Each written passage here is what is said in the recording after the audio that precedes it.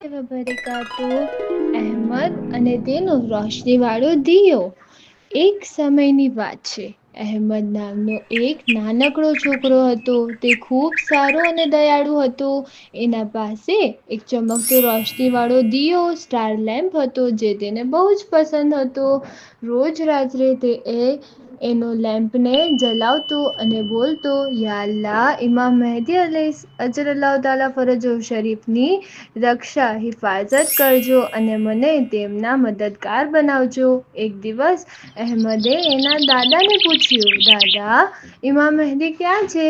આપણે તેમને કેમ ના જોઈ શકીએ?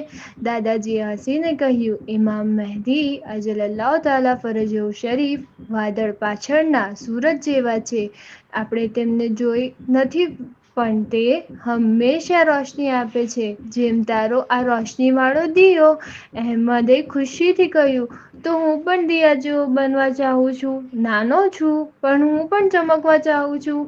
એ રાત્રે અહેમદે એના મમ્મીની મદદ કરી.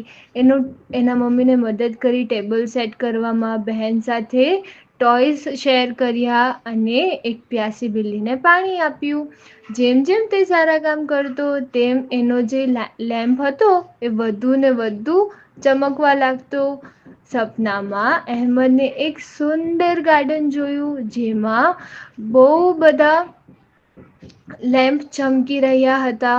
એક રોશની વાળો શખ્સ આવ્યો એટલે એક નુરાની શખ્સિયત આવ્યું અને અહેમદને કહ્યું, મારા પ્યારા બાળક, દરેક સારા કામથી તું મને નજીક આવે છે. અહેમદે આંખો ખોલી અને સોચ્યું, શાયદ એ ઇમામ મહેદી હતા. ત્યારથી અહેમદ હંમેશા પ્રેમ અને ખુશી સાથે સારા કામો કરતો અને દરેક રાત્રે તે બોલતો હતો, યા અલ્લાહ ઇમામ મહેદી અલૈહિસ્સલામની રક્ષા કરજો અને મને તેમના મદદગાર બનાવજો. તમે પણ અહેમદ જેવા બની શકો. જ્યારે તમે મદદ કરો, સચ બોલો અને દુઆ કરો, તમે પણ ઇમામ મહેદી અલૈહિસ્સલામની નજીક જાઓ છો. આપણે સૌ મળીને દુઆ કરીએ કે અલ્લાહ આપણને એવી તૌફીક આપે કે આપણે પણ ઇમામ મહેદી અલૈહિસ્સલામના મદદગારોમાં સામેલ થઈ શકીએ. અલ્લાહ પાસે આપણે દુઆ કરીએ કે આપણને ઇમામ મહેદી અલૈહિસ્સલામના મદદગાર બનાવે.